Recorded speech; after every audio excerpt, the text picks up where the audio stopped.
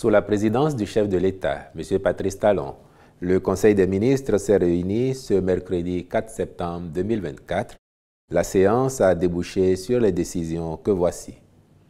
Au chapitre des mesures normatives, transmission à l'Assemblée nationale pour examen et vote du projet de loi portant cadre juridique de la chefferie traditionnelle en République du Bénin. Au terme de la Constitution, citation, l'État reconnaît la chefferie traditionnelle, gardienne des us et coutumes, dans les conditions fixées par la loi. Fin de citation.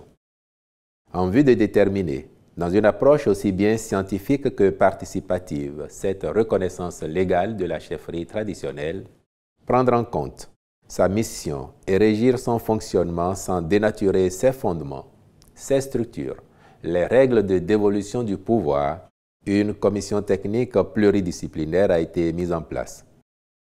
Le présent projet de loi découle de son rapport. Il en ressort que 3 catégories d'autorités relevant de la chefferie traditionnelle sont reconnues, à savoir les rois, les chefs traditionnels et les chefs coutumiers.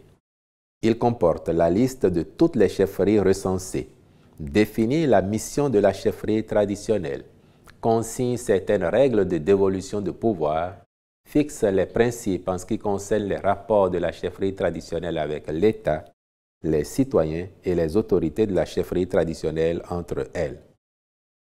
Par ailleurs, il pose le postulat que dans chaque chefferie, la dévolution du pouvoir s'opère sous la supervision d'un conseil de désignation, crée une chambre nationale de la chefferie traditionnelle dont les attributions, l'organisation et le fonctionnement seront déterminés par voie réglementaire.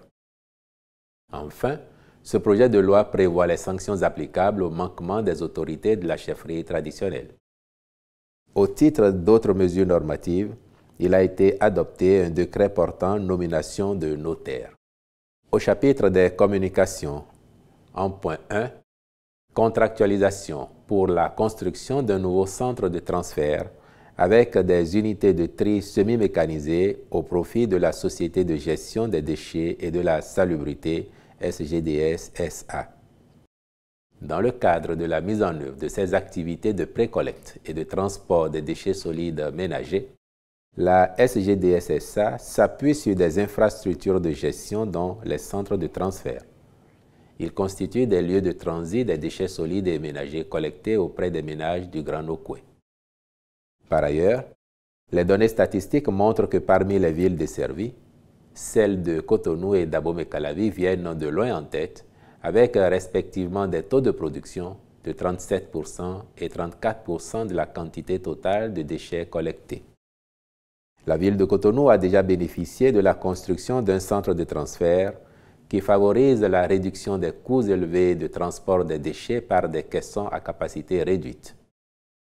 Pour renforcer la modernisation de la gestion des déchets solides et optimiser les charges irrelatives, il s'est avéré pertinent de construire une infrastructure moderne de même nature dans la commune d'Abomey-Calavi.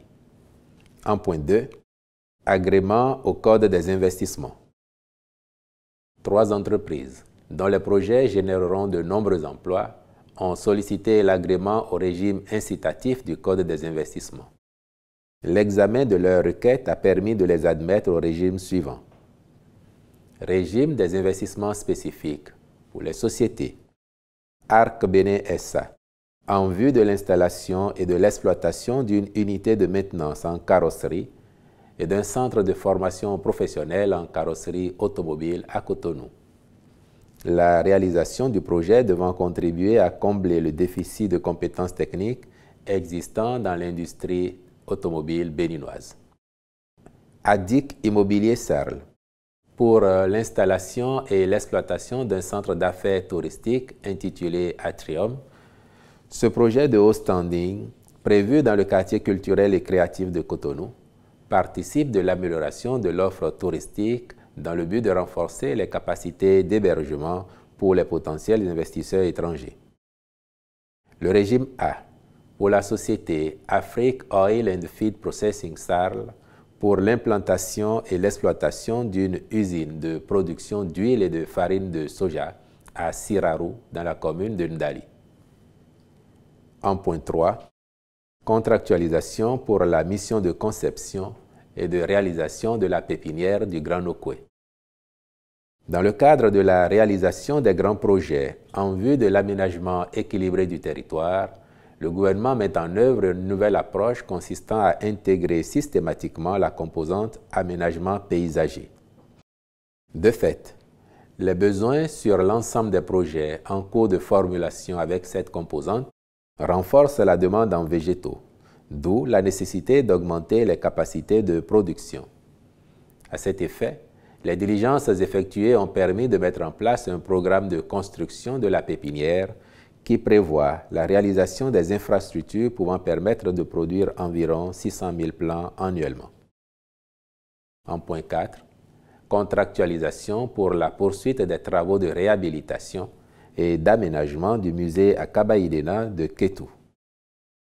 À l'occasion de la mise aux normes de ce site touristique de grande portée, le lot numéro 1 du chantier a été régulièrement exécuté au point d'aboutir à la réception définitive des travaux de réhabilitation de la case contenant la porte magique.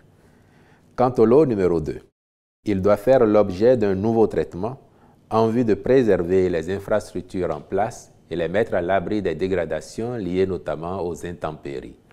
C'est pourquoi le Conseil a marqué son accord pour la contractualisation avec une entreprise et un cabinet en vue de l'exécution respectivement des travaux et de la mission de suivi et du contrôle. Au chapitre des rencontres et manifestations internationales, enfin, ont été autorisées l'organisation à Cotonou du 16e Forum des usagers de l'Organisation européenne pour l'exploitation des satellites météorologiques en Afrique du 16 au 20 septembre 2024, de la 18e conférence annuelle de l'Alliance pour le cajou africain du 17 au 20 septembre 2024, de même que la participation du Bénin à la 29e conférence des parties COP29, à la Convention cadre des Nations Unies sur les changements climatiques à Bakou en Azerbaïdjan du 11 au 22 novembre 2024. Je vous remercie.